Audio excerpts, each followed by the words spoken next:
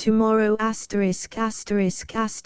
To-morrow by Joseph Conrad. What was known of Captain Hagberd in the little seaport of Colebrook was not exactly in his favor.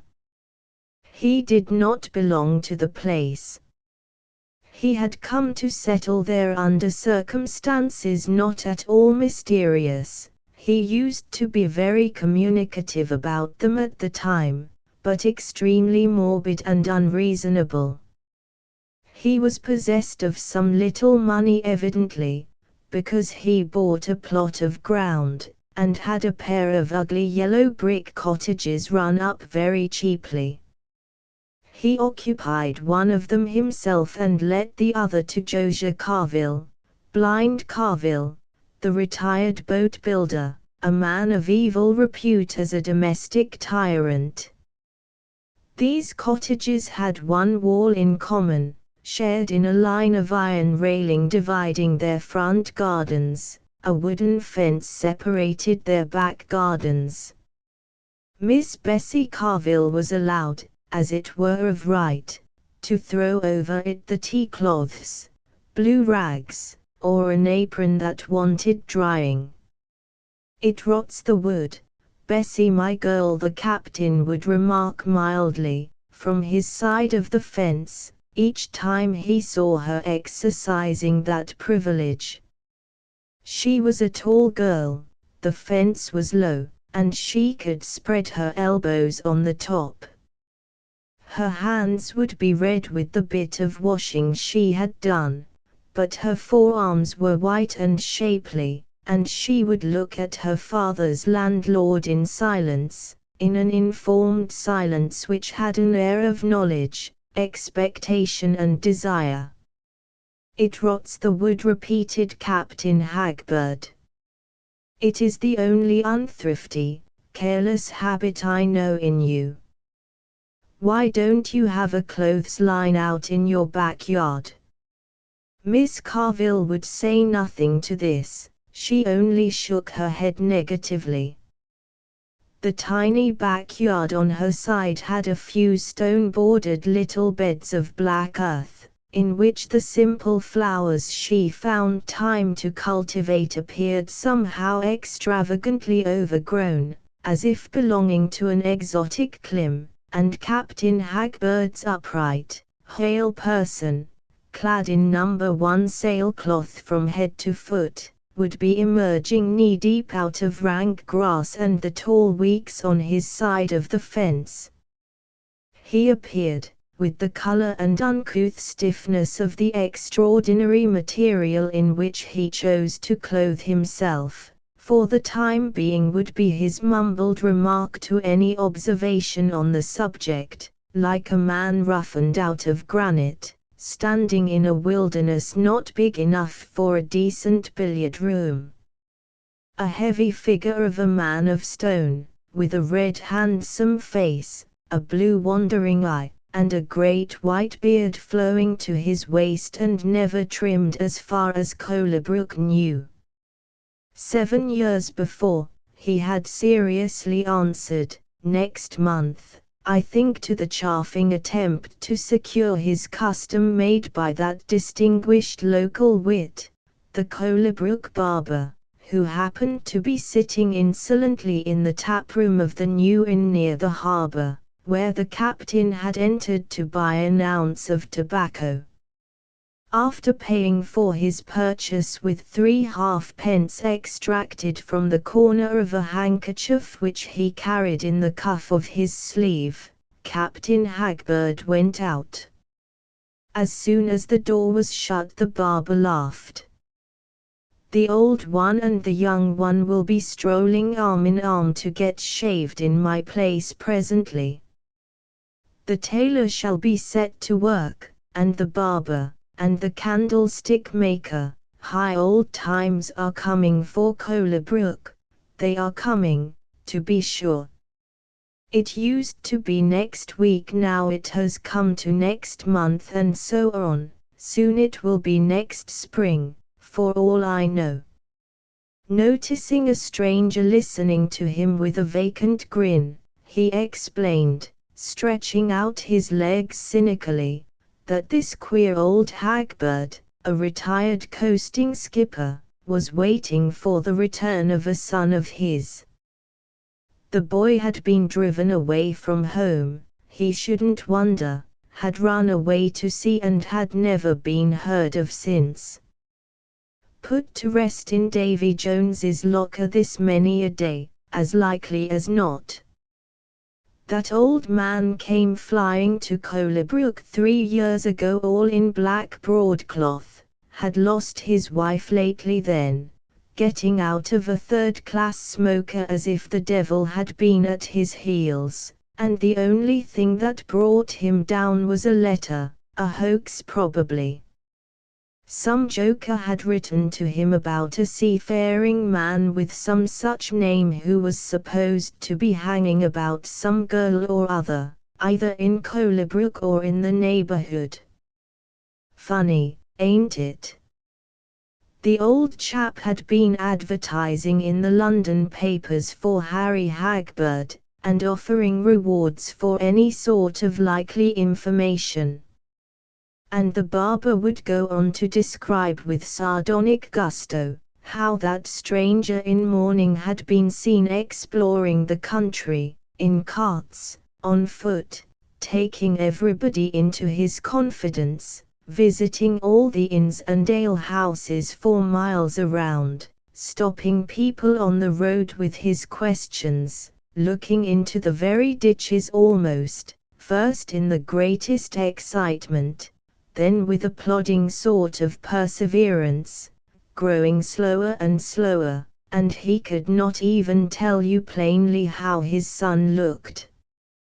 The sailor was supposed to be one of two that had left a timber ship, and to have been seen dangling after some girl, but the old man described a boy of 14 or so, a clever-looking, high-spirited boy.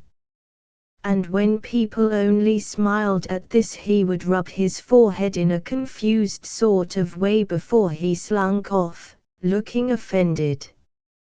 He found nobody, of course, not a trace of anybody, never heard of anything worth belief, at any rate, but he had not been able somehow to tear himself away from Colebrook.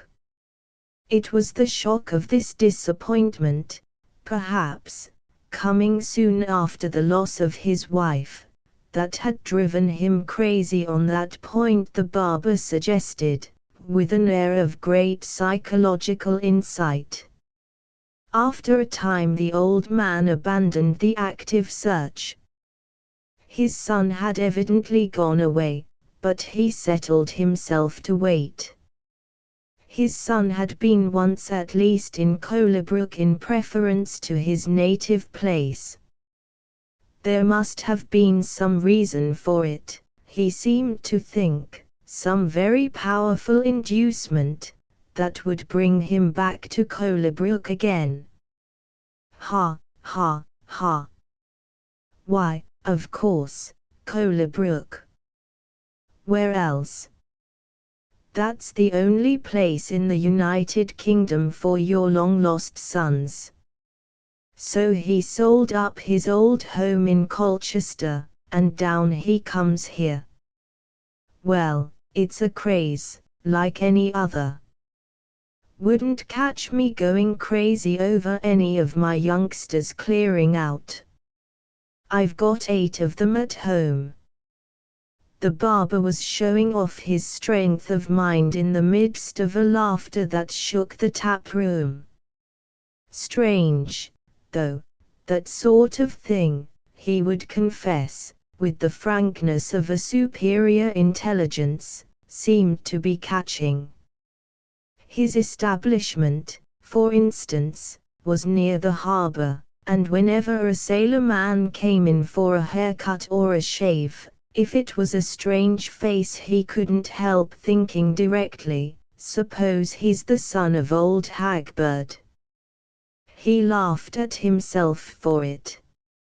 It was a strong craze. He could remember the time when the whole town was full of it. but he had his hopes of the old chap yet. He would cure him by a course of judicious chaffing. He was watching the progress of the treatment. Next week, next month, next year. When the old skipper had put off the date of that return till next year, he would be well on his way to not saying any more about it. In other matters he was quite rational, so this, too, was bound to come. Such was the barber's firm opinion. Nobody had ever contradicted him. His own hair had gone grey since that time, and Captain Hagbird's beard had turned quite white, and had acquired a majestic flow over the No. 1 canvas suit, which he had made for himself secretly with tarred twine, and had assumed suddenly, coming out in it one fine morning, whereas the evening before he had been seen going home in his mourning of broadcloth. It caused a sensation in the High Street, shopkeepers coming to their doors, people in the houses snatching up their hats to run out, a stir at which he seemed strangely surprised at first, and then scared, but his only answer to the wondering questions was that startled and evasive, for the present. That sensation had been forgotten, long ago, and Captain Hagbird himself, if not forgotten, had come to be disregarded, the penalty of dailiness, as the sun itself is disregarded unless it makes its power felt heavily. Captain Hagbird's movements showed no infirmity. He walked stiffly in his suit of canvas, a quaint and remarkable figure, only his eyes wandered more furtively perhaps than of yore. His manner abroad had lost its excitable watchfulness, it had become puzzled and diffident, as though he had suspected that there was somewhere about him something slightly compromising, some embarrassing oddity, and yet had remained unable to discover what on earth this something wrong could be. He was unwilling now to talk with the townsfolk. He had earned for himself the reputation of an awful skinflint, of a miser in the matter of living. He mumbled regretfully in the shops, bought inferior scraps of meat after long hesitations, and discouraged all allusions to his costume. It was as the barber had foretold. For all one could tell, he had recovered already from the disease of hope, and only Miss Bessie Carville knew that he said nothing about his son's return because with him it was no longer next week, next month, or even next year. It was tomorrow. In their intimacy of backyard and front garden he talked with her paternally, reasonably, and dogmatically, with a touch of arbitrariness. They met on the ground of unreserved confidence, which was authenticated by an affectionate wink now and then. Miss Carville had come to look forward rather to these winks. At first they had discomposed her, the poor fellow was mad. Afterwards she had learned to laugh at them, there was no harm in him. Now she was aware of an unacknowledged, pleasurable, incredulous emotion, expressed by a faint blush. He winked not in the least vulgarly, his thin red face with a well-modelled curved nose, had a sort of distinction, the more so that when he talked to her he looked with a steadier and more intelligent glance. A handsome, hale, upright, capable man, with a white beard. You did not think of his age. His son, he affirmed, had resembled him amazingly from his earliest babyhood. Harry would be 31 next July, he declared. proper age to get married with a nice, sensible girl that could appreciate a good home. He was a very high-spirited boy. High-spirited husbands were the easiest to manage. These mean, soft chaps, that you would think butter wouldn't melt in their mouths, were the ones to make a woman thoroughly miserable. And there was nothing like a home, a fireside, a good roof, no turning out of your warm bed in all sorts of weather. My dear. Captain Hagberd had been one of those sailors that pursue their calling within sight of land. One of the many children of a bankrupt farmer, he had been apprenticed hurriedly to a coasting skipper, and had remained on the coast all his sea life. It must have been a hard one at first. He had never taken to it. His affection turned to the land, with its innumerable houses, with its quiet lives gathered round its firesides. Many sailors feel and profess a rational dislike for the sea, but his was a profound and emotional animosity, as if the love of the stabler element had been bred into him through many generations. People did not know what they let their boys in for when they let them go to sea, he expounded to Bessie. As soon make convicts of them at once. He did not believe you ever got used to it. The weariness of such a life got worse as you got older. What sort of trade was it in which more than half your time you did not put your foot inside your house? Directly you got out to sea you had no means of knowing what went on at home.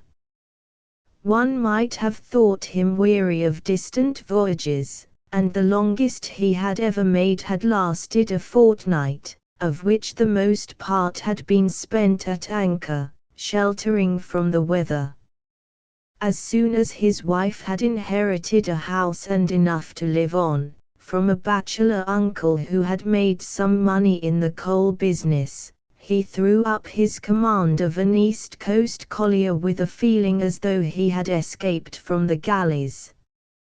After all these years he might have counted on the fingers of his two hands all the days he had been out of sight of England.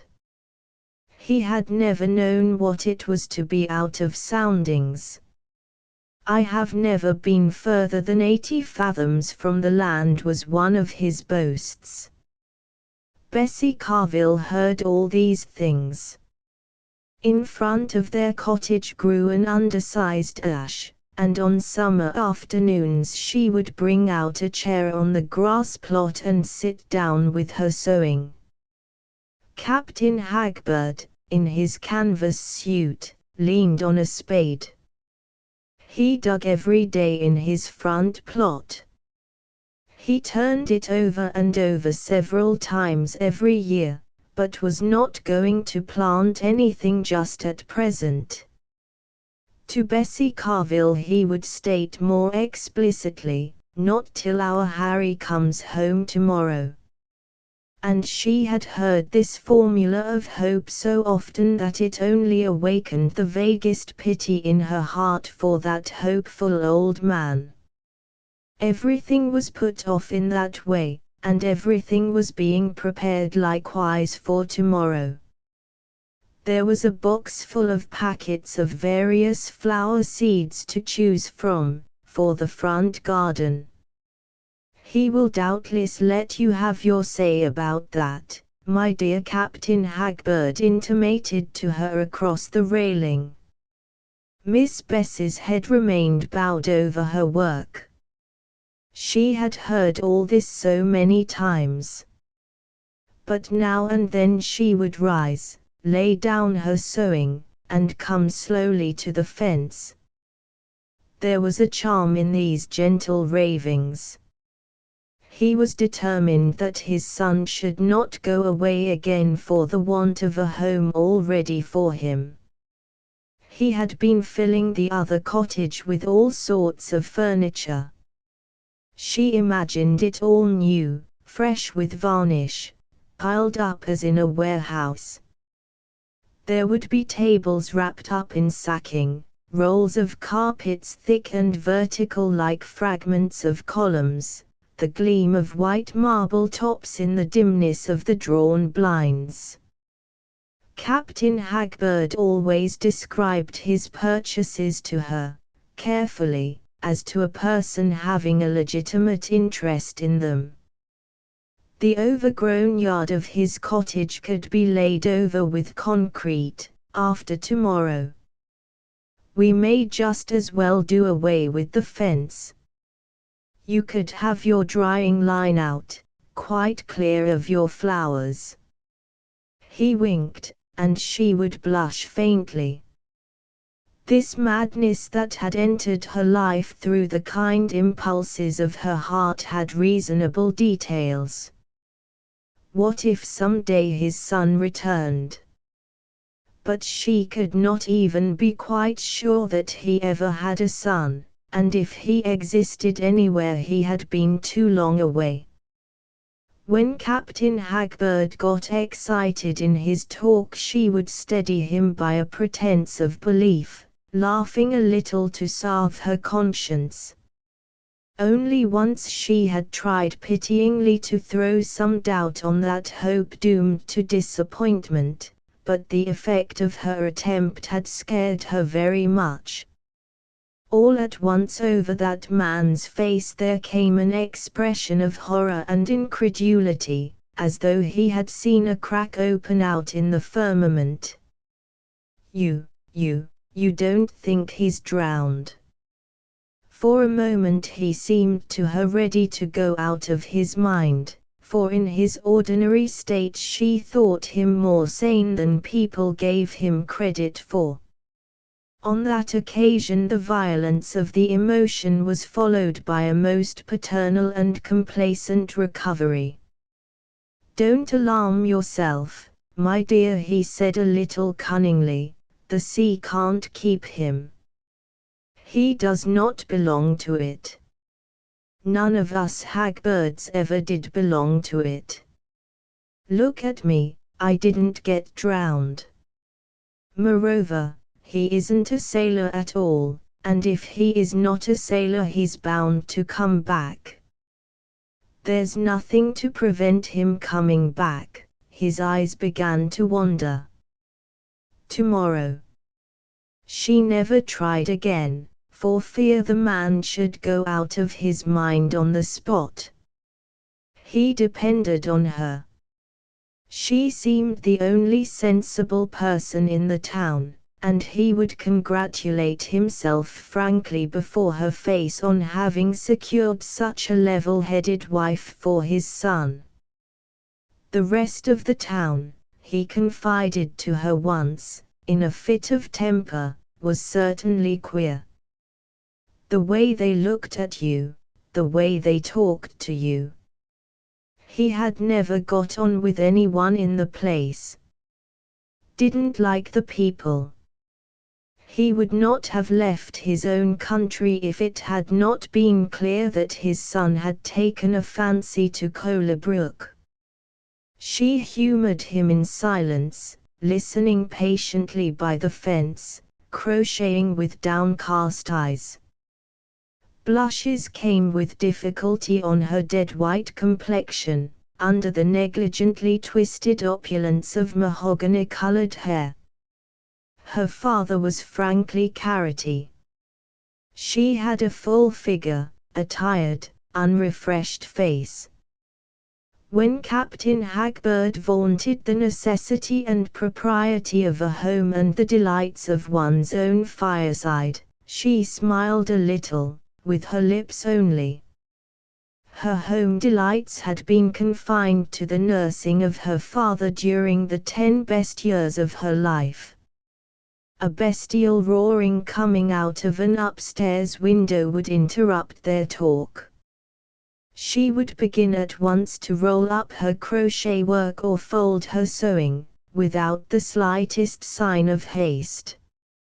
Meanwhile the howls and roars of her name would go on, making the fishermen strolling upon the sea wall on the other side of the road turn their heads towards the cottages. She would go in slowly at the front door, and a moment afterwards there would fall a profound silence.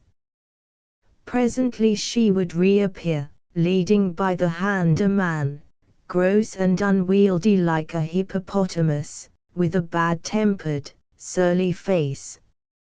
He was a widowed boat builder, whom blindness had overtaken years before in the full flush of business.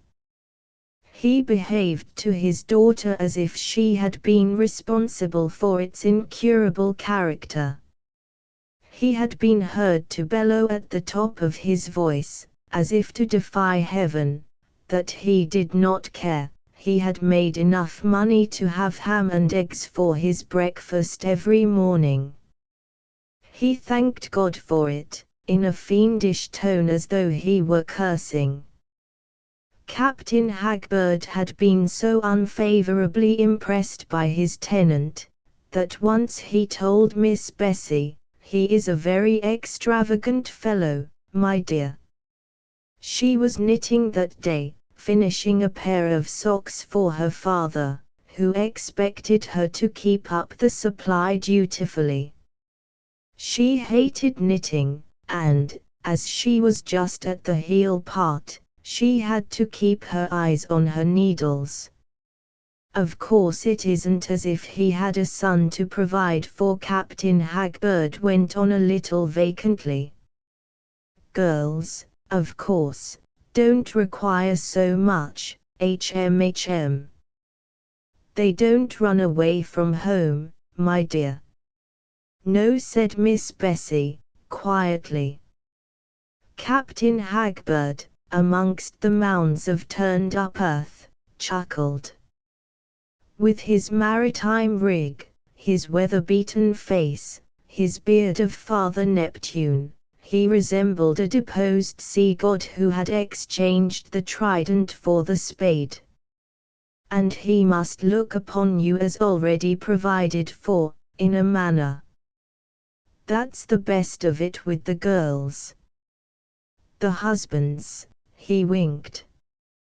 Miss Bessie, absorbed in her knitting, colored faintly. Bessie, my hat, old Carville bellowed out suddenly. He had been sitting under the tree mute and motionless, like an idol of some remarkably monstrous superstition. He never opened his mouth but to howl for her, at her, sometimes about her, and then he did not moderate the terms of his abuse. Her system was never to answer him at all, and he kept up his shouting till he got attended to, till she shook him by the arm, or thrust the mouthpiece of his pipe between his teeth. He was one of the few blind people who smoke. When he felt the hat being put on his head he stopped his noise at once. Then he rose, and they passed together through the gate. He weighed heavily on her arm. During their slow, toilful walks she appeared to be dragging with her for a penance the burden of that infirm bulk. Usually they crossed the road at once. The cottages stood in the fields near the harbour, 200 yards away from the end of the street, and for a long time they would remain in view, ascending imperceptibly the flight of wooden steps that led to the top of the sea wall. It ran on from east to west, shutting out the channel like a neglected railway embankment, on which no train had ever rolled within memory of man. Groups of sturdy fishermen would emerge upon the sky, walk along for a bit, and sink without haste. Their brown nets, like the cobwebs of gigantic spiders, lay on the shabby grass of the slope, and, looking up from the end of the street, the people of the town would recognize the two Carvilles by the creeping slowness of their gait. Captain Hagbird, pottering aimlessly about his cottages, would raise his head to see how they got on in their promenade. He advertised still in the Sunday papers for Harry Hagbird. These sheets were read in foreign parts to the end of the world, he informed Bessie. At the same time he seemed to think that his son was in England, so near to Colebrook that he would of course turn up tomorrow. Bessie, without committing herself to that opinion in so many words, argued that in that case the expense of advertising was unnecessary. Captain Hagbird had better spend that weekly half-crown on himself. She declared she did not know what he lived on. Her argumentation would puzzle him and cast him down for a time. They all do it, he pointed out. There was a whole column devoted to appeals after missing relatives. He would bring the newspaper to show her. He and his wife had advertised for years, only she was an impatient woman. The news from Colebrook had arrived the very day after her funeral. If she had not been so impatient she might have been here now, with no more than 1 day more to wait. You are not an impatient woman, my dear. I've no patience with you sometimes, she would say. If he still advertised for his son he did not offer rewards for information any more, for, with the muddled lucidity of a mental derangement he had reasoned himself into a conviction as clear as daylight that he had already attained all that could be expected in that way. What more could he want? Colebrook was the place, and there was no need to ask for more. Miss Carville praised him for his good sense, and he was soothed by the part she took in his hope, which had become his delusion, in that idea which blinded his mind to truth and probability, just as the other old man in the other cottage had been made blind, by another disease, to the light and beauty of the world. But anything he could interpret as a doubt, any coldness of assent, or even a simple inattention to the development of his projects of a home with his returned son and his son's wife, would irritate him into flings and jerks and wicked side glances. He would dash his spade into the ground and walk to and fro before it. Miss Bessie called it his tantrums. She shook her finger at him. Then, when she came out again, after he had parted with her in anger, he would watch out of the corner of his eyes for the least sign of encouragement to approach the iron railings and resume his fatherly and patronizing relations. For all their intimacy, which had lasted some years now, they had never talked without a fence or a railing between them. He described to her all the splendors accumulated for the setting up of their housekeeping, but had never invited her to an inspection. No human eye was to behold them till Harry had his first look. In fact, nobody had ever been inside his cottage. He did his own housework, and he guarded his son's privilege so jealously that the small objects of domestic use he bought sometimes in the town were smuggled rapidly across the front garden under his canvas coat. Then, coming out, he would remark apologetically, "It was only a small kettle, my dear." And, if not too tired with her drudgery, or worried beyond endurance by her father, she would laugh at him with a blush, and say, "That's all right, Captain Hagbird, I am not impatient." "Well, my dear, you haven't long to wait now," he would answer with a sudden bashfulness, and looking uneasily, as though he had suspected that there was something wrong somewhere.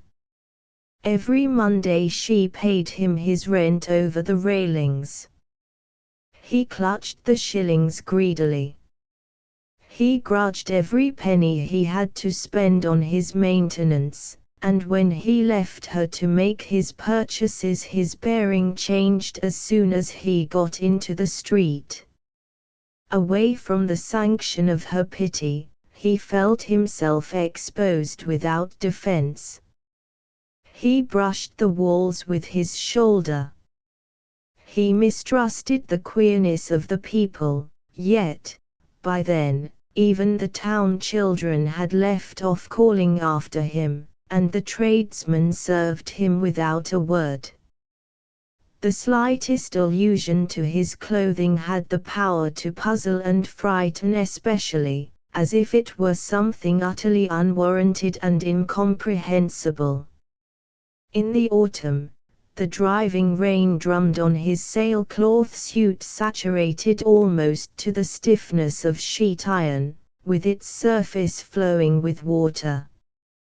When the weather was too bad, he retreated under the tiny porch, and, standing close against the door, looked at his spade left planted in the middle of the yard. The ground was so much dug up all over, that as the season advanced it turned to a quagmire. When it froze hard, he was disconsolate.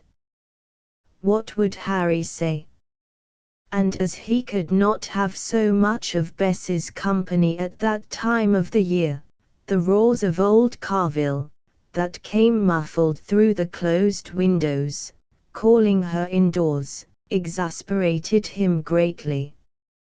"Why don't that extravagant fellow get you a servant?" he asked impatiently one mild afternoon. She had thrown something over her head to run out for a while. "I don't know," said the pale Bessie, wearily, staring away with her heavy-lidded, grey, and unexpectant glance. There were always smudgy shadows under her eyes, and she did not seem able to see any change or any end to her life. "You wait till you get married, my dear," said her only friend, drawing closer to the fence. "Harry will get you one."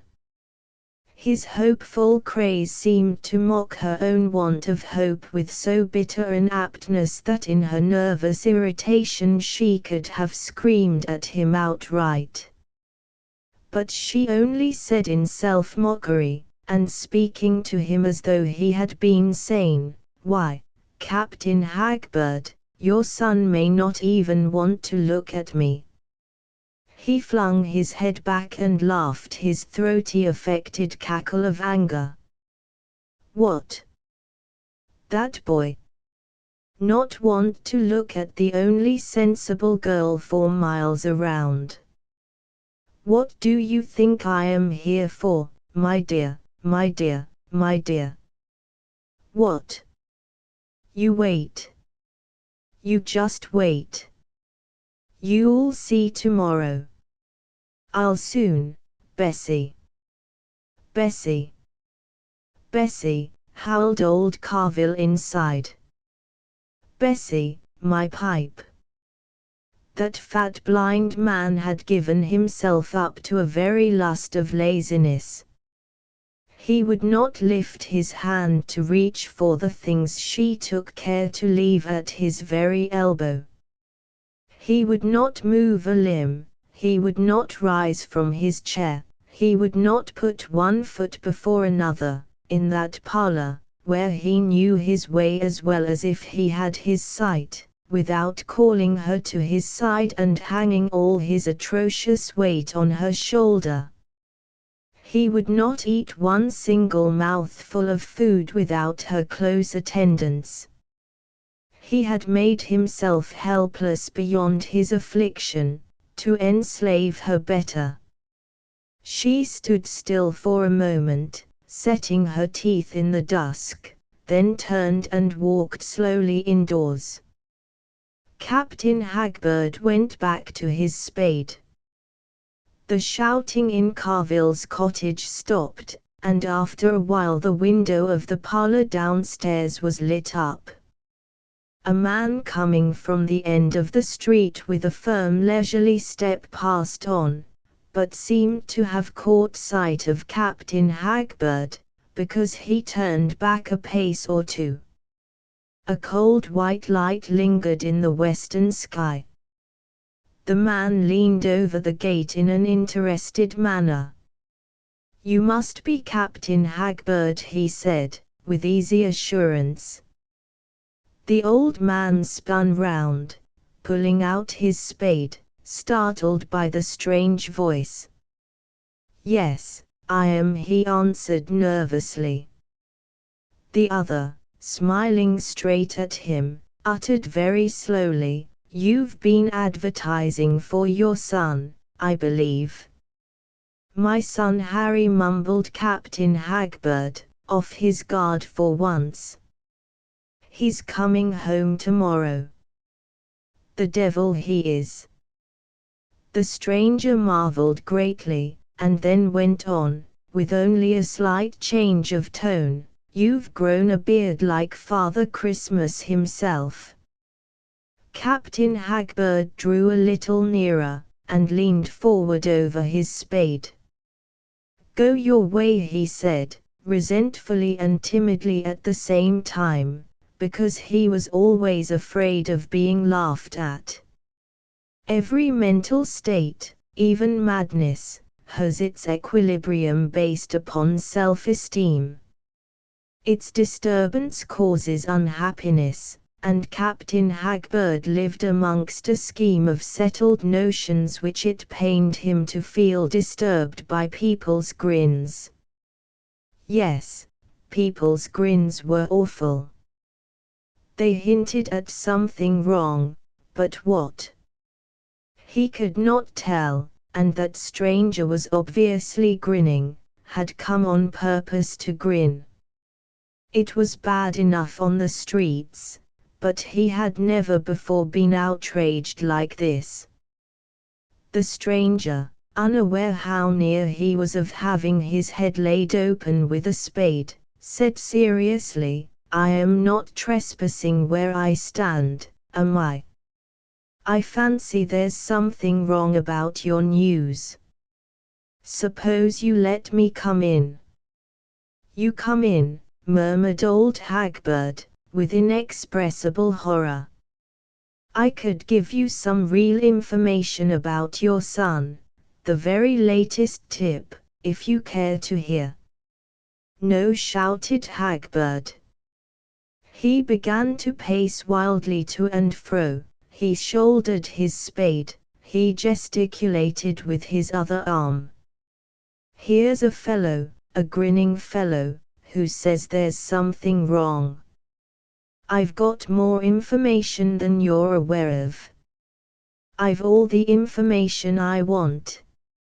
I've had it for years, for years, for years, enough to last me till tomorrow. Let you come in, indeed. What would Harry say?" Bessie Carville's figure appeared in black silhouette on the parlour window, then, with the sound of an opening door, flitted out before the other cottage, all black, but with something white over her head. These two voices beginning to talk suddenly outside, she had heard them indoors, had given her such an emotion that she could not utter a sound. Captain Hagbird seemed to be trying to find his way out of a cage. His feet squelched in the puddles left by his industry. He stumbled in the holes of the ruined grass plot. He ran blindly against the fence. "Here, steady a bit," said the man at the gate, gravely stretching his arm over and catching him by the sleeve. "Somebody's been trying to get at you." Hello. What's this rig you've got on? Storm Canvas, by George. He had a big laugh. Well, you are a character. Captain Hagbird jerked himself free, and began to back away shrinkingly. For the present, he muttered, in a crestfallen tone. What's the matter with him? The stranger addressed Bessie with the utmost familiarity, in a deliberate, explanatory tone. I didn't want to startle the old man. He lowered his voice as though he had known her for years. I dropped into a barber's on my way, to get a twopenny shave, and they told me there he was something of a character. The old man has been a character all his life. Captain Hagbird, daunted by the allusion to his clothing, had retreated inside, taking his spade with him, and the two at the gate, startled by the unexpected slamming of the door, heard the bolts being shot, the snapping of the lock, and the echo of an affected gurgling laugh within. I didn't want to upset him, the man said, after a short silence. What's the meaning of all this? He isn't quite crazy. He has been worrying a long time about his lost son, said Bessie, in a low, apologetic tone. Well, I am his son. Harry, she cried, and was profoundly silent. Know my name. Friends with the old man, eh? He's our landlord, Bessie faltered out, catching hold of the iron railing. Owns both them rabbit hutches, does he? Commented young Hagbird, scornfully, just the thing he would be proud of. Can you tell me who's that chap coming tomorrow? You must know something of it. I tell you, it's a swindle on the old man, nothing else. She did not answer, helpless before an insurmountable difficulty, appalled before the necessity, the impossibility and the dread of an explanation in which she and madness seemed involved together. Oh, I am so sorry, she murmured. What's the matter? He said, with serenity. You needn't be afraid of upsetting me. It's the other fellow that'll be upset when he least expects it. I don't care a hang, but there will be some fun when he shows his mug tomorrow. I don't care that for the old man's pieces, but right is right. You shall see me put a head on that coon, whoever he is. He had come nearer, and towered above her on the other side of the railings. He glanced at her hands. He fancied she was trembling, and it occurred to him that she had her part perhaps in that little game that was to be sprung on his old man tomorrow. He had come just in time to spoil their sport. He was entertained by the idea, scornful of the baffled plot. But all his life he had been full of indulgence for all sorts of women's tricks. She really was trembling very much, her wrap had slipped off her head. Poor devil, he thought. Never mind about that chap. I dare say he'll change his mind before tomorrow. But what about me? I can't loaf about the gate till the morning. She burst out, it is you yourself that he's waiting for. It is you who come tomorrow. He murmured. Oh. It's me, blankly, and they seemed to become breathless together. Apparently he was pondering over what he had heard, then, without irritation, but evidently perplexed, he said, "I don't understand." "I hadn't written or anything. It's my chum who saw the paper and told me, this very morning." "Eh? What?" He bent his ear, she whispered rapidly, and he listened for a while, muttering the words "yes" and "I see" at times. Then, "But why won't today do?" he queried at last. "You didn't understand me," she exclaimed, impatiently. The clear streak of light under the clouds died out in the west. Again he stooped slightly to hear better, and the deep night buried everything of the whispering woman and the attentive man, except the familiar contiguity of their faces, with its air of secrecy and caress. He squared his shoulders, the broad-brimmed shadow of a hat sat cavalierly on his head. "Awkward this, eh?" he appealed to her. "Tomorrow." "Well, well. Never heard tell of anything like this." "It's all tomorrow, then, without any sort of today, as far as I can see." She remained still and mute. "And you have been encouraging this funny notion," he said. I never contradicted him. "Why didn't you?" "What for should I?" she defended herself. "It would only have made him miserable. He would have gone out of his mind." "His mind," he muttered, and heard a short nervous laugh from her. "Where was the harm? Was I to quarrel with the poor old man? It was easier to half believe it myself." He meditated, intelligently. "I suppose the old chap got around you somehow with his soft talk. You are good-hearted." Her hands moved up in the dark nervously. "And it might have been true." "It was true. It has come. Here it is. This is the tomorrow we have been waiting for." She drew a breath, and he said, good-humoredly, with the door shut. "I wouldn't care if." "And you think he could be brought round to recognize me?" "Eh? What?" "You could do it. In a week you say." I dare say you could, but do you think I could hold out a week in this dead-alive place? Not me. I want either hard work, or an all-fired racket, or more space than there is in the whole of England. I have been in this place, though, once before, and for more than a week.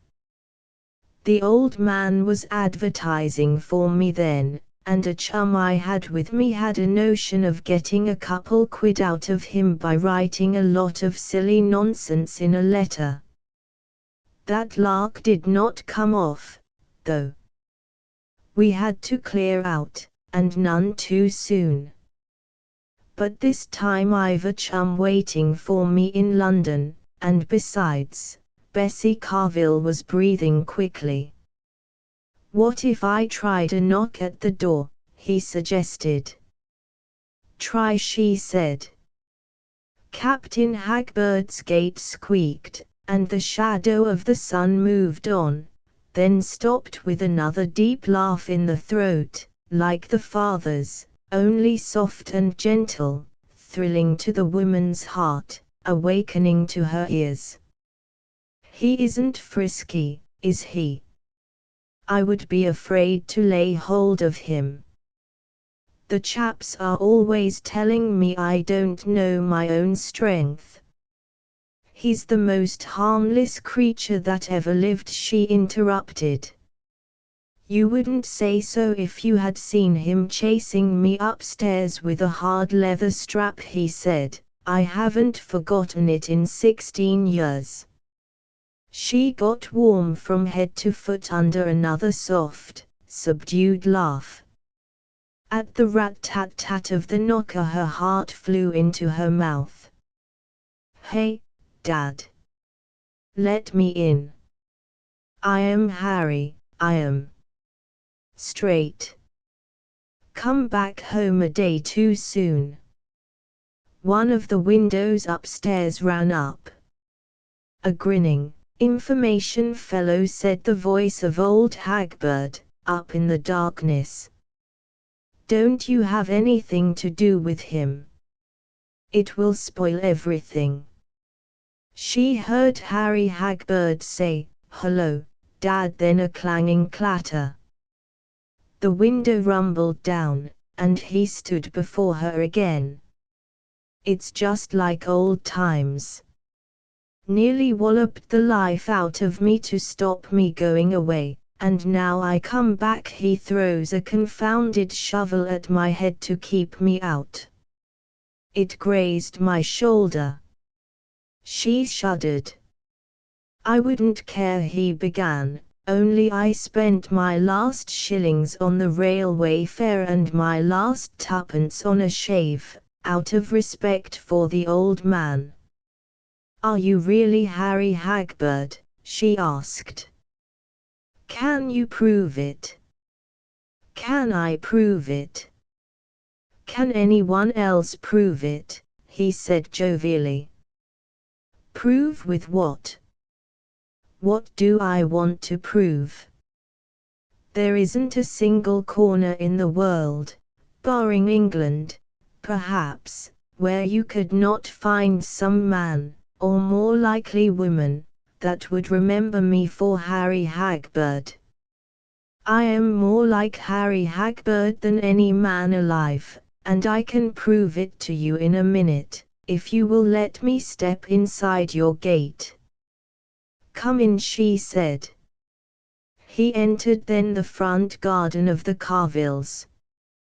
His tall shadow strode with a swagger. She turned her back on the window and waited, watching the shape, of which the footfalls seemed the most material part. The light fell on a tilted hat, a powerful shoulder, that seemed to cleave the darkness, on a leg stepping out. He swung about and stood still, facing the illuminated parlor window at her back, turning his head from side to side, laughing softly to himself. Just fancy, for a minute, the old man's beard stuck onto my chin. Hey! Now say. I was the very spit of him from a boy. It's true, she murmured to herself. And that's about as far as it goes. He was always one of your domestic characters.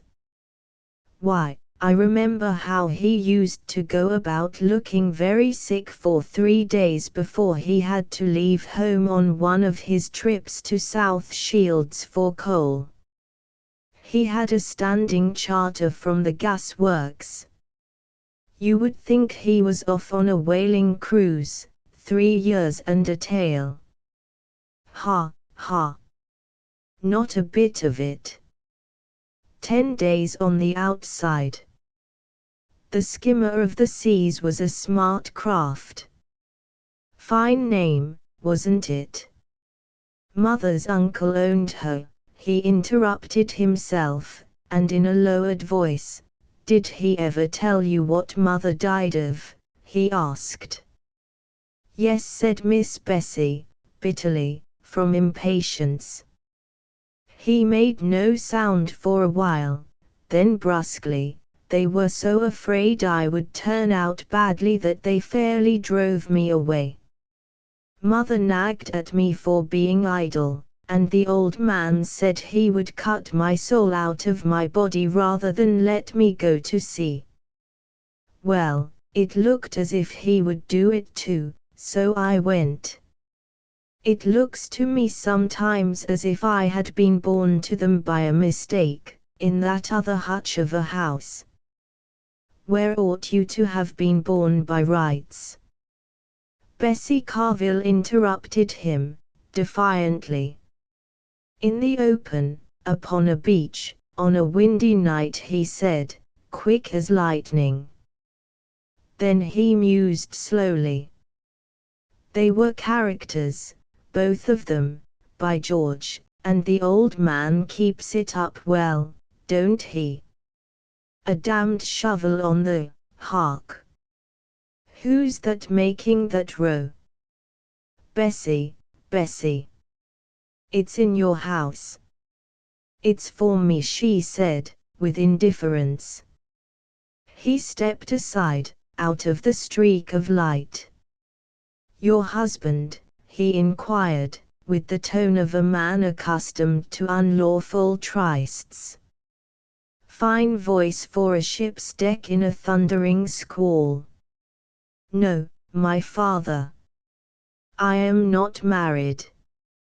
You seem a fine girl, Miss Bessie, dear, he said at once. She turned her face away.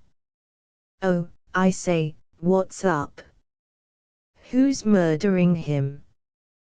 He wants his tea. She faced him, still and tall, with averted head, with her hands hanging clasped before her.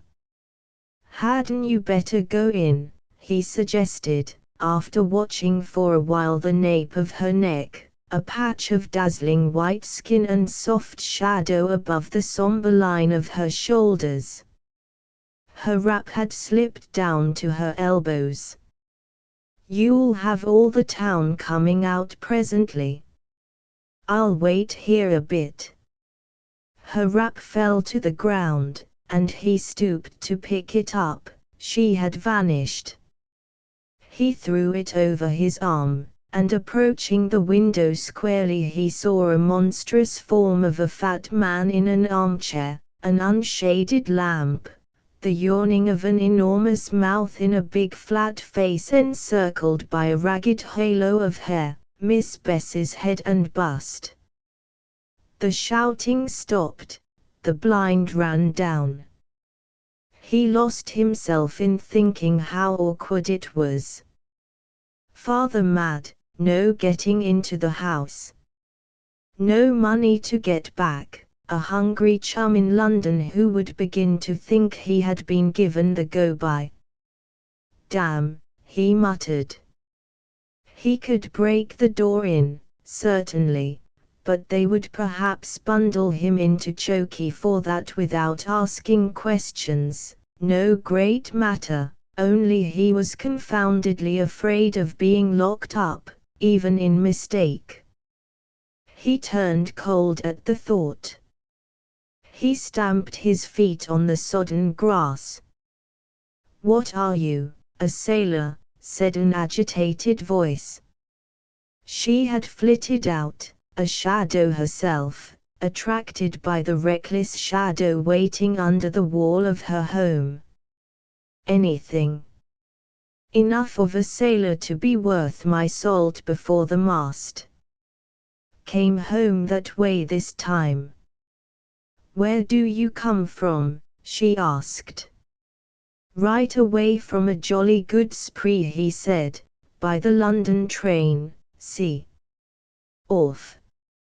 I hate being shut up in a train. I don't mind a house so much.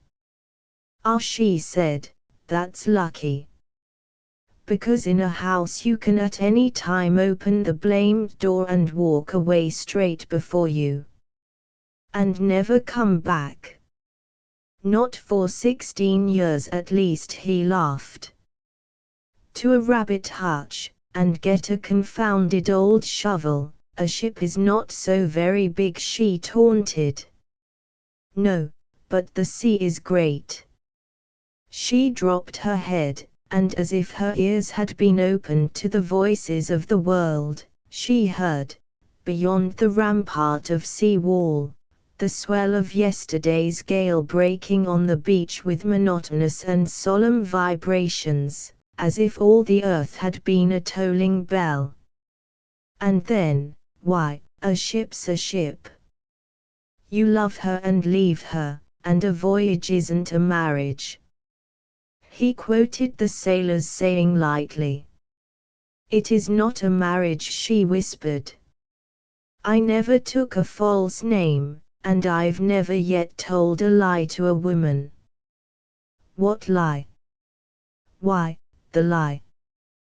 Take me or leave me, I say, and if you take me, then it is. He hummed a snatch very low, leaning against the wall.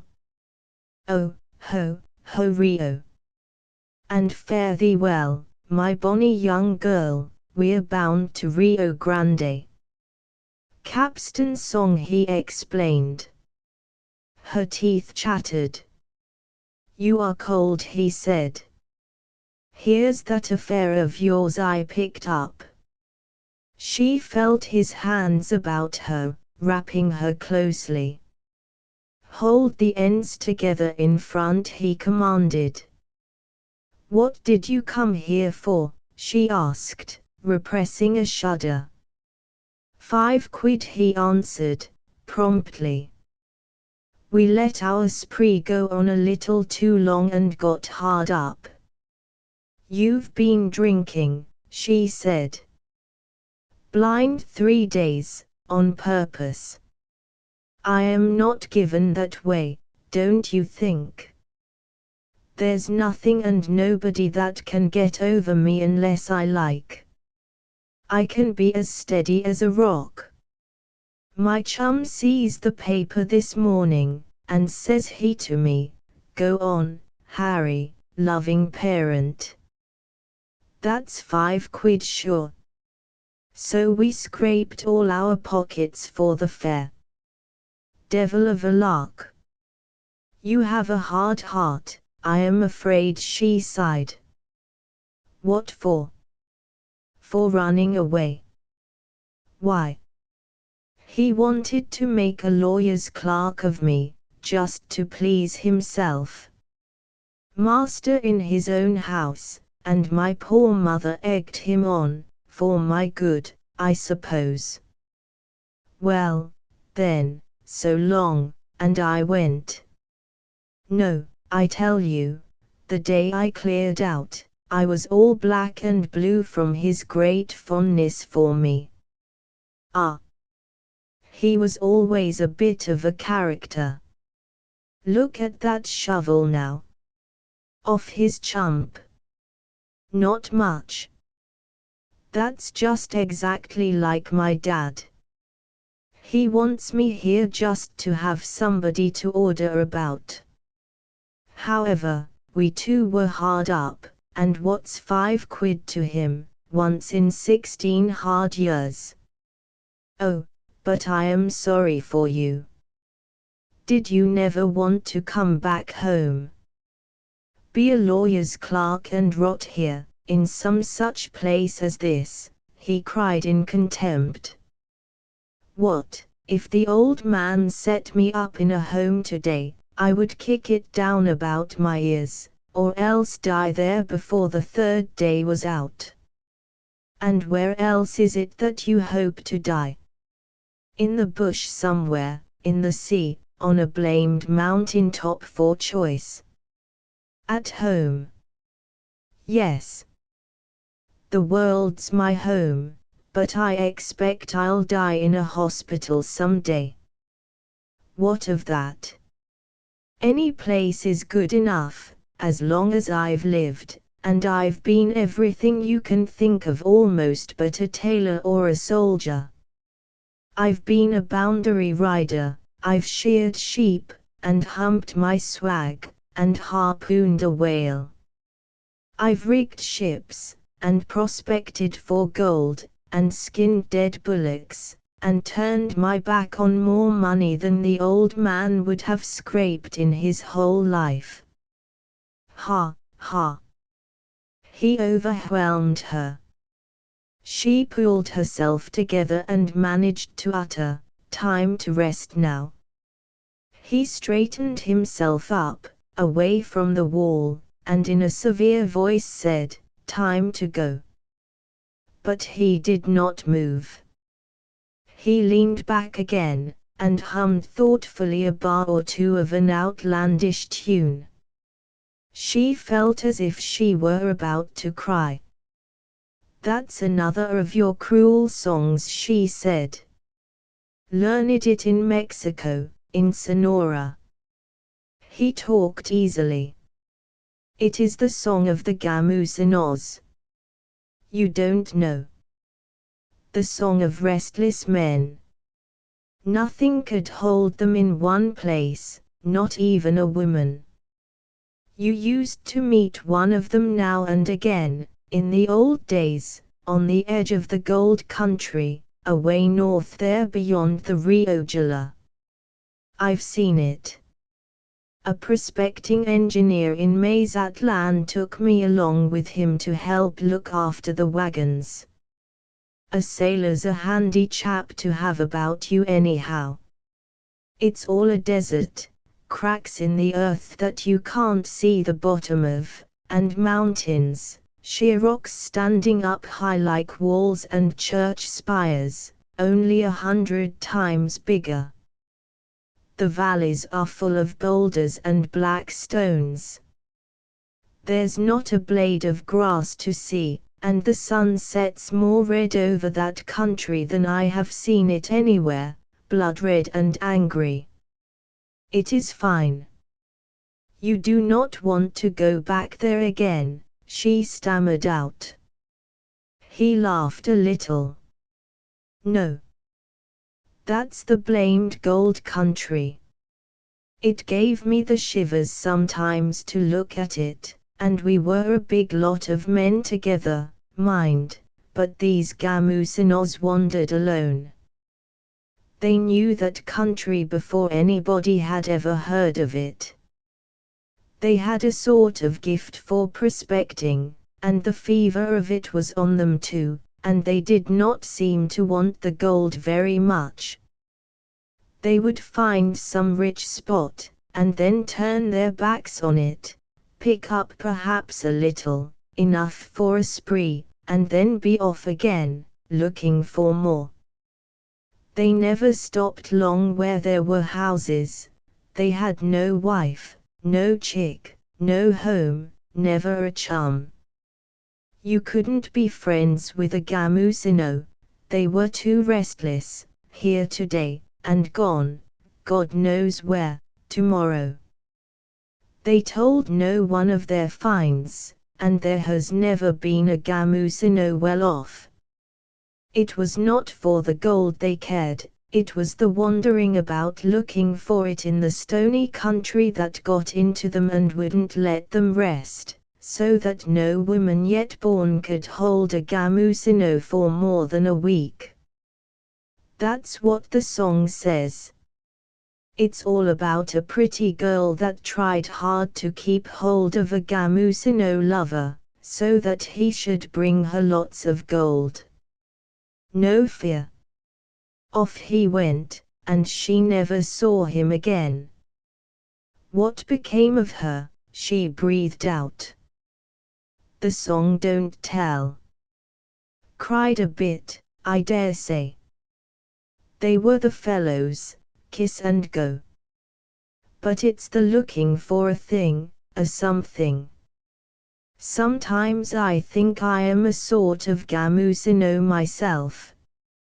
No woman can hold you, then she began in a brazen voice, which quavered suddenly before the end. No longer than a week he joked, playing upon her very heartstrings with the gay, tender note of his laugh, and yet I am fond of them all. Anything for a woman of the right sort. The scrapes they got me into, and the scrapes they got me out of. I love them at first sight. I've fallen in love with you already, Miss, Bess is your name, eh? She backed away a little, and with a trembling laugh, you haven't seen my face yet. He bent forward gallantly. A little pale, it suits some. But you are a fine figure of a girl, Miss Bessie. She was all in a flutter. Nobody had ever said so much to her before. His tone changed. I am getting middling hungry, though. Had no breakfast today.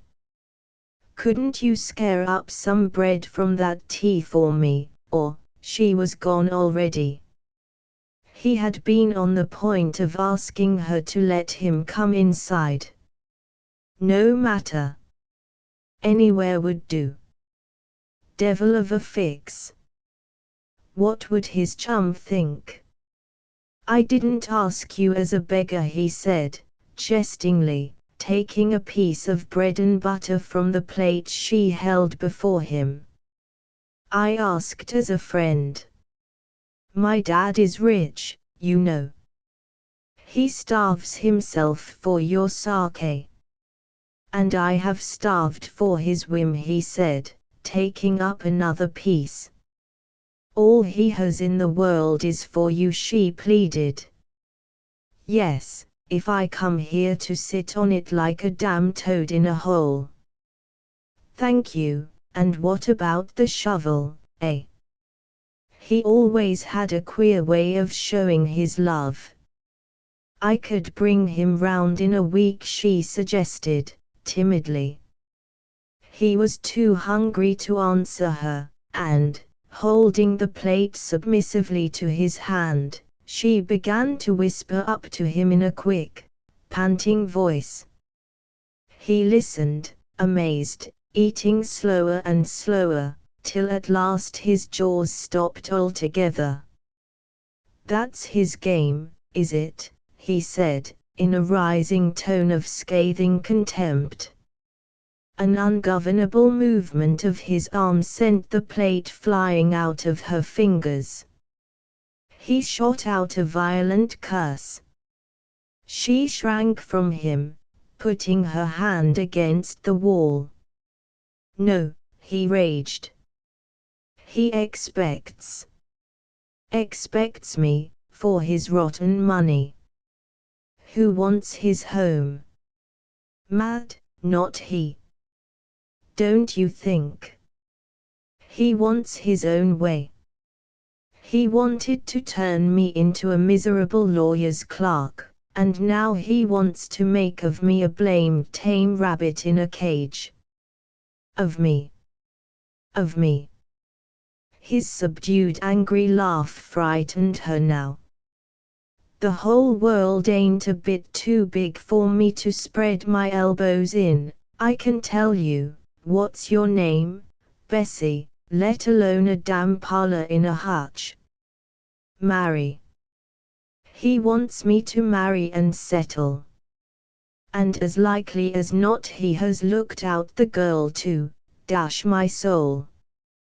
And do you know the Judy, may I ask? She shook all over with noiseless dry sobs, but he was fuming and fretting too much to notice her distress. He bit his thumb with rage at the mere idea. A window rattled up. A grinning, information fellow pronounced old Hagbird dogmatically, in measured tones. And the sound of his voice seemed to Bessie to make the night itself mad, to pour insanity and disaster on the earth. Now I know what's wrong with the people here, my dear. Why, of course. With this mad chap going about. Don't you have anything to do with him, Bessie? Bessie, I say. They stood as if dumb. The old man fidgeted and mumbled to himself at the window. Suddenly he cried, piercingly, Bessie, I see you. I'll tell Harry. She made a movement as if to run away, but stopped and raised her hands to her temples. Young Hagbird, shadowy and big, stirred no more than a man of bronze. Over their heads the crazy night whimpered and scolded in an old man's voice.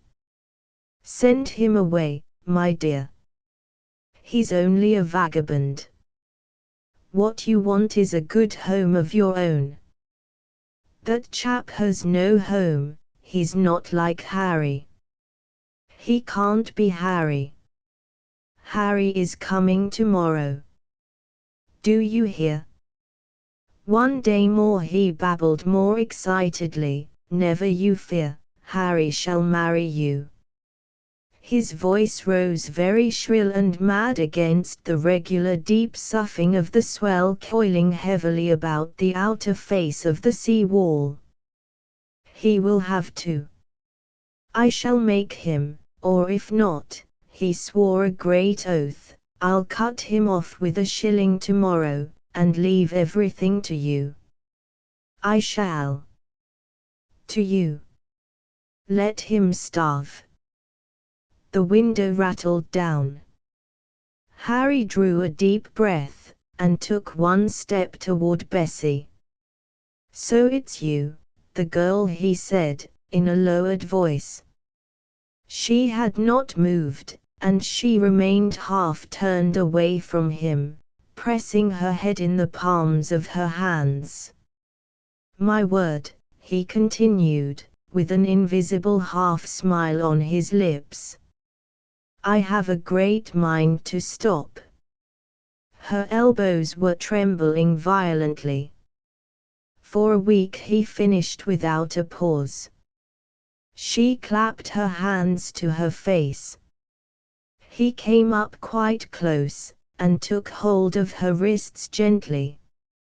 She felt his breath on her ear. It's a scrape I am in, this, and it is you that must see me through. He was trying to uncover her face. She resisted. He let her go then, and stepping back a little, have you got any money? He asked. I must be off now. She nodded quickly her shame-faced head, and he waited, looking away from her, while, trembling all over and bowing her neck, she tried to find the pocket of her dress. Here it is, she whispered. Oh, go away for God's sake. If I had more, I would give it all to forget, to make you forget. He extended his hand. No fear. I haven't forgotten a single one of you in the world. Some gave me more than money, but I am a beggar now, and you women always had to get me out of my scrapes. He swaggered up to the parlor window, and in the dim light filtering through the blind, looked at the coin lying in his palm.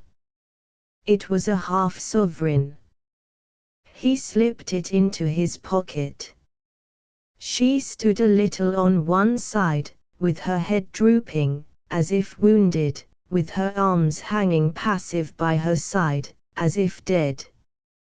You can't buy me in, he said, and you can't buy yourself out.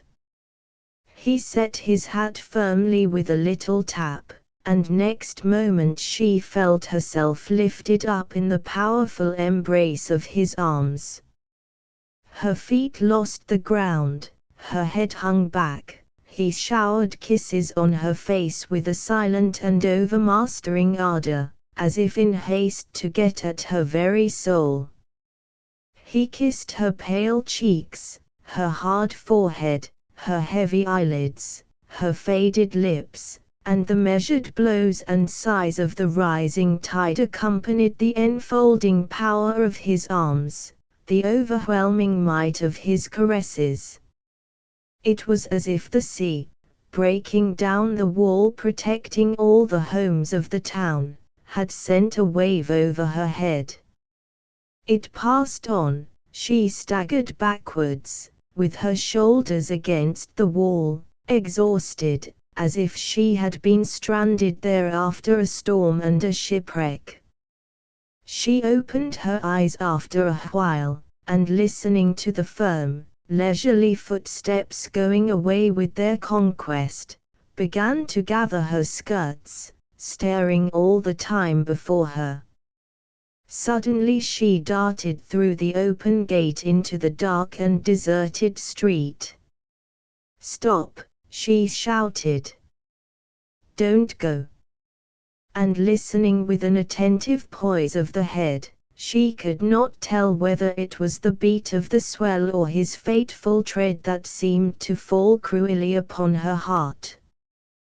Presently every sound grew fainter, as though she were slowly turning into stone.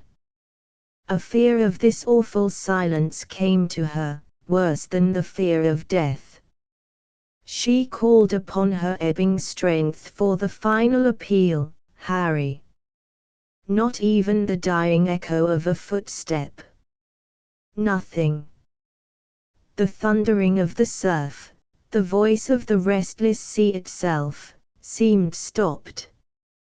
There was not a sound, no whisper of life, as though she were alone and lost in that stony country of which she had heard, where madmen go looking for gold and spurn the find. Captain Hagberd, inside his dark house, had kept on the alert.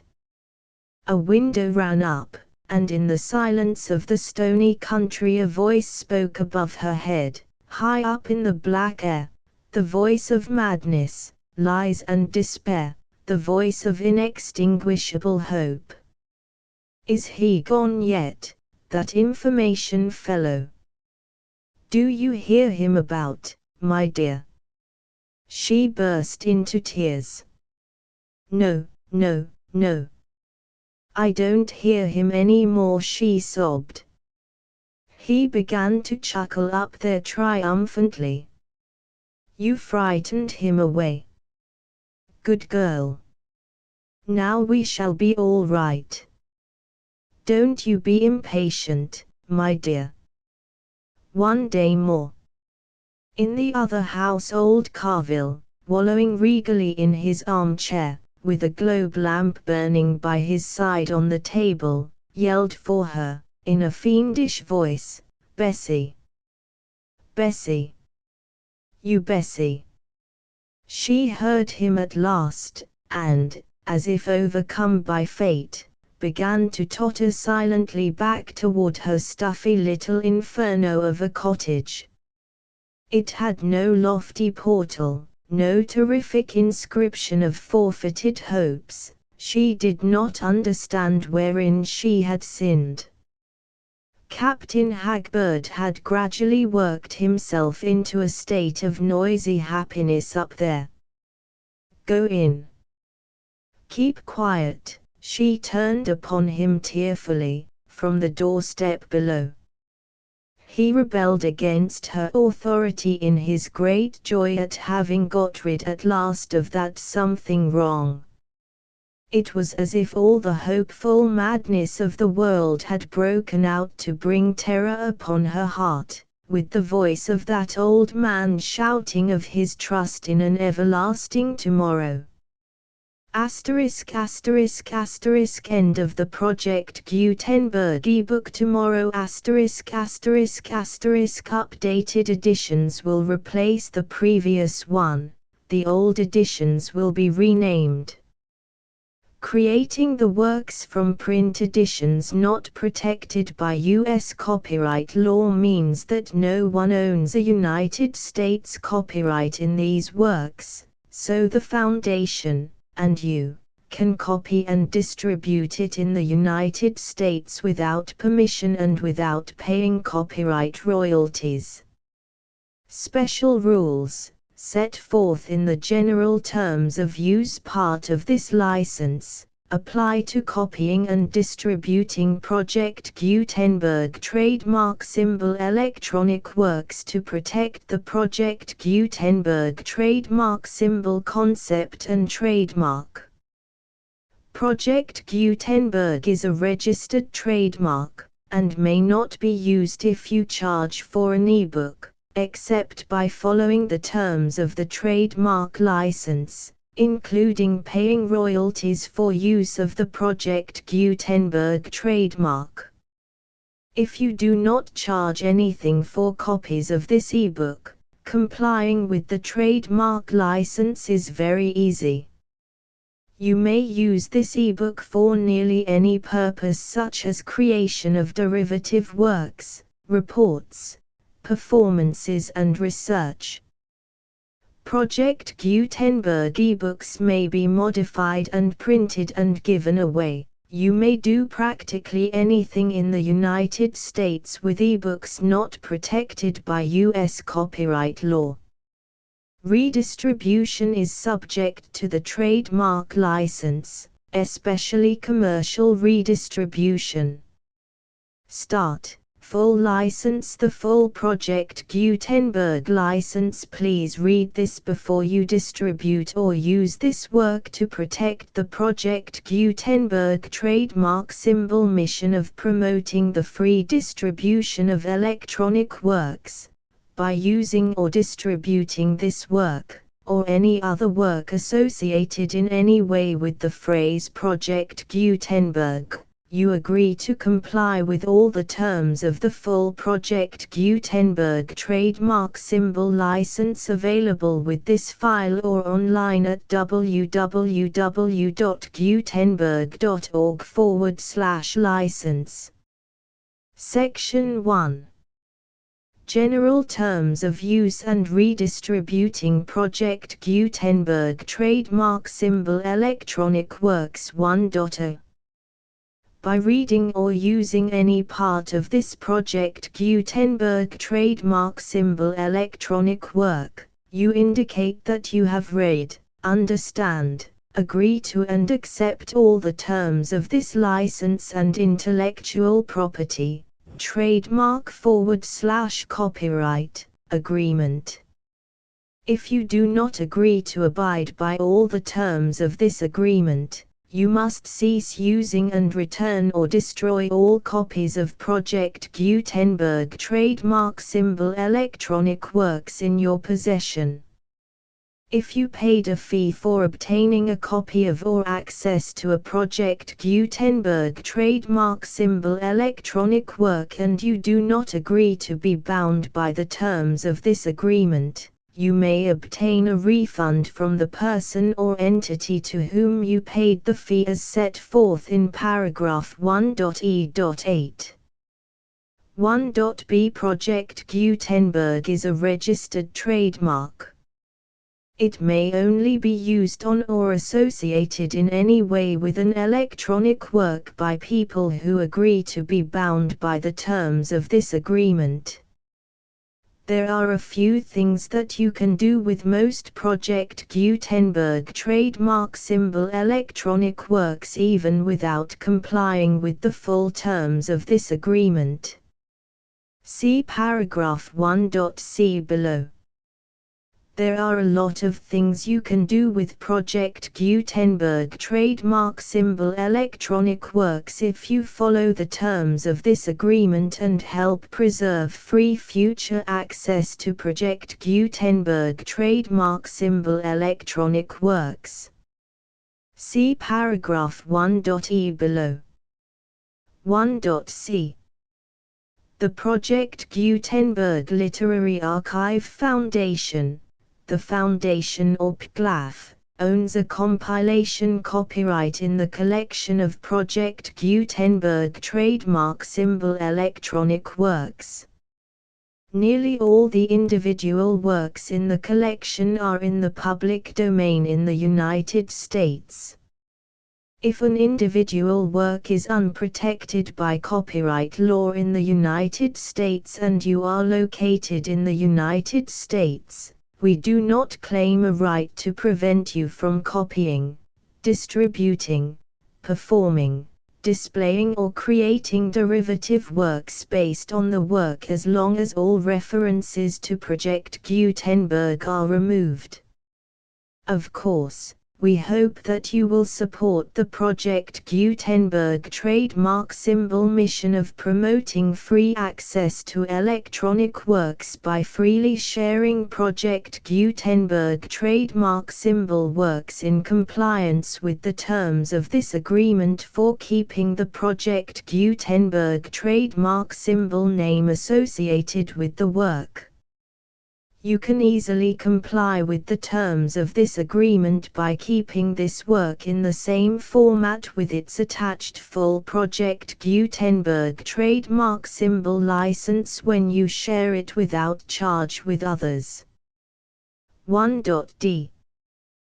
The copyright laws of the place where you are located also govern what you can do with this work.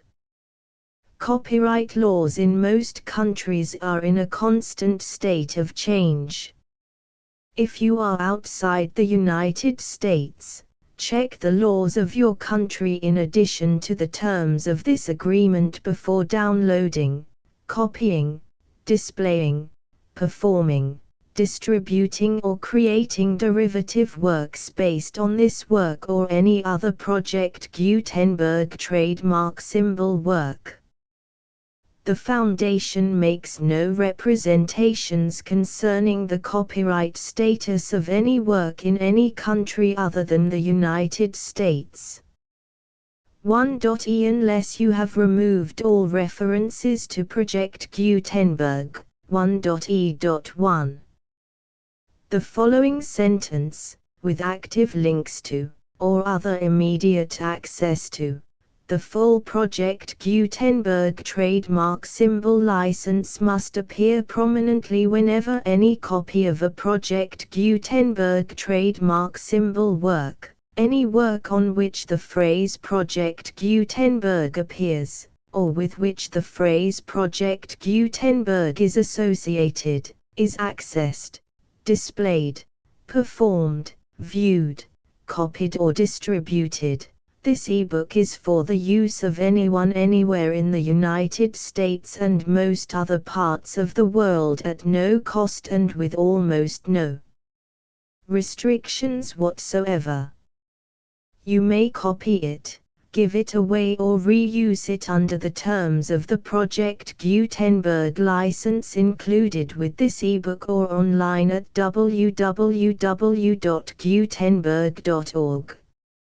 If you are not located in the United States, you will have to check the laws of the country where you are located before using this ebook. 1.e.2. If an individual Project Gutenberg trademark symbol electronic work is derived from texts not protected by U.S. copyright law, does not contain a notice indicating that it is posted with permission of the copyright holder, the work can be copied and distributed to anyone in the United States without paying any fees or charges. If you are redistributing or providing access to a work with the phrase Project Gutenberg associated with or appearing on the work, you must comply either with the requirements of paragraphs 1.e.1 through 1.e.7 or obtain permission for the use of the work and the Project Gutenberg trademark symbol trademark as set forth in paragraphs 1.e.8 or 1.e.9. 1.e.3. If an individual Project Gutenberg trademark symbol electronic work is posted with the permission of the copyright holder, your use and distribution must comply with both paragraphs 1.e.1 through 1.e.7 and any additional terms imposed by the copyright holder. Additional terms will be linked to the Project Gutenberg trademark symbol license for all works posted with the permission of the copyright holder found at the beginning of this work. 1.e.4.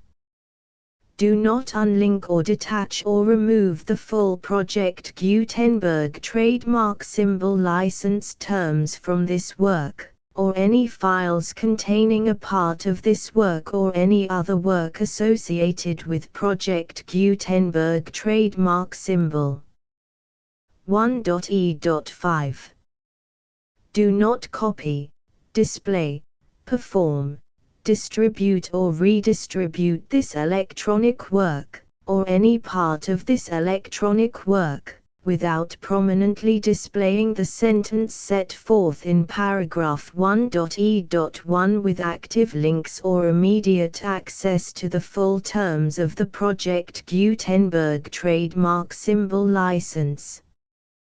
1.e.6 You may convert to and distribute this work in any binary, compressed, marked up, non-proprietary or proprietary form, including any word processing or hypertext form. However, if you provide access to or distribute copies of a Project Gutenberg trademark symbol work in a format other than plain vanilla ASCII or other format used in the official version posted on the official Project Gutenberg trademark symbol website, www.gutenberg.org, you must, at no additional cost, fee or expense to the user, provide a copy, a means of exporting a copy, or a means of obtaining a copy upon request, of the work in its original plain vanilla ASCII or other form. Any alternate format must include the full Project Gutenberg trademark symbol license as specified in paragraph 1.e.1. 1.e.7 Do not charge a fee for access to, viewing, displaying, performing, copying or distributing any Project Gutenberg trademark symbol works unless you comply with paragraph 1.e.8 or 1.e.9. 1.e.8 You may charge a reasonable fee for copies of or providing access to or distributing Project Gutenberg trademark symbol electronic works provided that you pay a royalty fee of 20% of the gross profits you derive from the use of Project Gutenberg trademark symbol works calculated using the method you already use to calculate your applicable taxes. The fee is owed to the owner of the Project Gutenberg trademark symbol trademark, but he has agreed to donate royalties under this paragraph to the Project Gutenberg Literary Archive Foundation. Royalty payments must be paid within 60 days following each date on which you prepare, or are legally required to prepare, your periodic tax returns.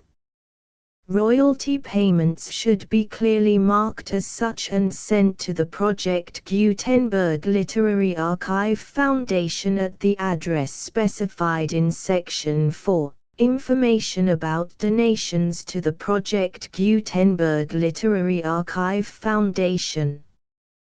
You provide a full refund of any money paid by a user who notifies you in writing, or by email, within 30 days of receipt that he does not agree to the terms of the full Project Gutenberg trademark symbol license. You must require such a user to return or destroy all copies of the works possessed in a physical medium and discontinue all use of and all access to other copies of Project Gutenberg trademark symbol works. You provide, in accordance with paragraph 1.f.3, a full refund of any money paid for a work or a replacement copy, if a defect in the electronic work is discovered and reported to you within 90 days of receipt of the work. You comply with all other terms of this agreement for free distribution of Project Gutenberg trademark symbol works. 1.e.9 If you wish to charge a fee or distribute a Project Gutenberg trademark symbol electronic work or group of works on different terms than are set forth in this agreement, you must obtain permission in writing from the Project Gutenberg Literary Archive Foundation, the manager of the Project Gutenberg trademark symbol trademark. Contact the Foundation as set forth in Section 3 below. 1.f1.f.1 Project Gutenberg volunteers and employees expend considerable effort to identify, do copyright research on, transcribe and proofread works not protected by U.S. copyright law in creating the Project Gutenberg trademark symbol collection. Despite these efforts, Project Gutenberg trademark symbol electronic works, and the medium on which they may be stored, may contain defects such as, but not limited to, incomplete, inaccurate or corrupt data, transcription errors, a copyright or other intellectual property infringement, a defective or damaged disk or other medium, a computer virus, or computer codes that damage or cannot be read by your equipment. 1.f.2 Limited warranty, disclaimer of damages, except for the right of replacement or refund described in paragraph 1.f.3, the Project Gutenberg Literary Archive Foundation, the owner of the Project Gutenberg trademark symbol trademark, and any other party distributing a Project Gutenberg trademark symbol electronic work under this agreement, disclaim all liability to you for damages, costs and expenses, including legal fees. You agree that you have no remedies for negligence, strict liability, breach of warranty or breach of contract except those provided in paragraph 1.f.3. You agree that the Foundation, the trademark owner, and any distributor under this agreement will not be liable to you for actual, direct, indirect, consequential, punitive or incidental damages even if you give notice of the possibility of such damage. 1.f.3 Limited right of replacement or refund. If you discover a defect in this electronic work within 90 days of receiving it, you can receive a refund of the money, if any, you paid for it by sending a written explanation to the person you received the work from. If you received the work on a physical medium, you must return the medium with your written explanation. The person or entity that provided you with the defective work may elect to provide a replacement copy in lieu of a refund. If you received the work electronically, the person or entity providing it to you may choose to give you a second opportunity to receive the work electronically in lieu of a refund. If the second copy is also defective, you may demand a refund in writing without further opportunities to fix the problem. 1.f.4 Except for the limited right of replacement or refund set forth in paragraph 1.f.3, this work is provided to you as is, with no other warranties of any kind, express or implied, including but not limited to warranties of merchantability or fitness for any purpose. 1.f.5 Some states do not allow disclaimers of certain implied warranties or the exclusion or limitation of certain types of damages. If any disclaimer or limitation set forth in this agreement violates the law of the state applicable to this agreement, the agreement shall be interpreted to make the maximum disclaimer or limitation permitted by the applicable state law. The invalidity or unenforceability of any provision of this agreement shall not void the remaining provisions. 1.f.6 Indemnity. You agree to indemnify and hold the foundation, the trademark owner, any agent or employee of the foundation, anyone providing copies of Project Gutenberg trademark symbol electronic works in accordance with this agreement, and any volunteers associated with the production, promotion and distribution of Project Gutenberg trademark symbol electronic works, harmless from all liability, costs and expenses, including legal fees, that arise directly or indirectly from any of the following which you do or cause to occur. A. Distribution of this or any Project Gutenberg trademark symbol work. B. Alteration, modification, or additions or deletions to any Project Gutenberg trademark symbol work, and C. Any defect you cause. Section 2. Information about the mission of Project Gutenberg trademark symbol. Project Gutenberg trademark symbol is synonymous with the free distribution of electronic works in formats readable by the widest variety of computers, including obsolete, old, middle-aged and new computers. It exists because of the efforts of hundreds of volunteers and donations from people in all walks of life.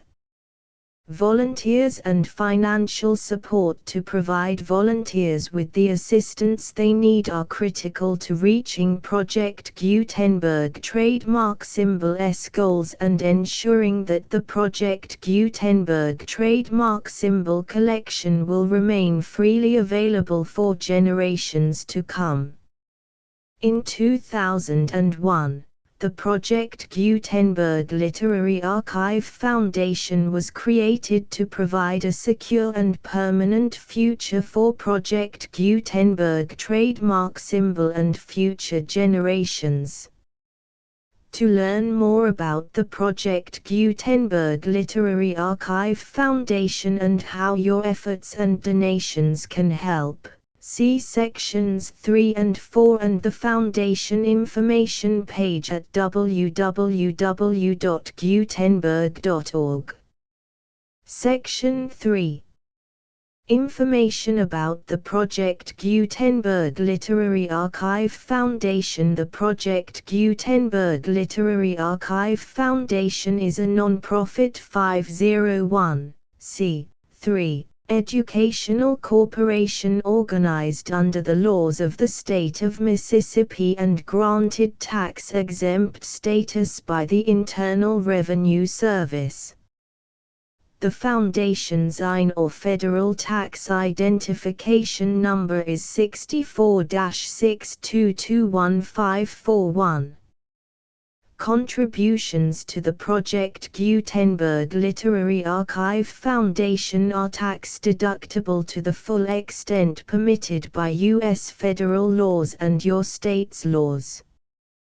The Foundation's business office is located at 809 North 1500 West, Salt Lake City, UT 84116. 801-596-1887. Email contact links and up-to-date contact information can be found at the Foundation's website and official page at www.gutenberg.org/contact section 4. Information about donations to the Project Gutenberg Literary Archive Foundation. Project Gutenberg trademark symbol depends upon and cannot survive without widespread public support and donations to carry out its mission of increasing the number of public domain and licensed works that can be freely distributed in machine-readable form accessible by the widest array of equipment, including outdated equipment. Many small donations, $1 to $5,000, are particularly important to maintaining tax-exempt status with the IRS.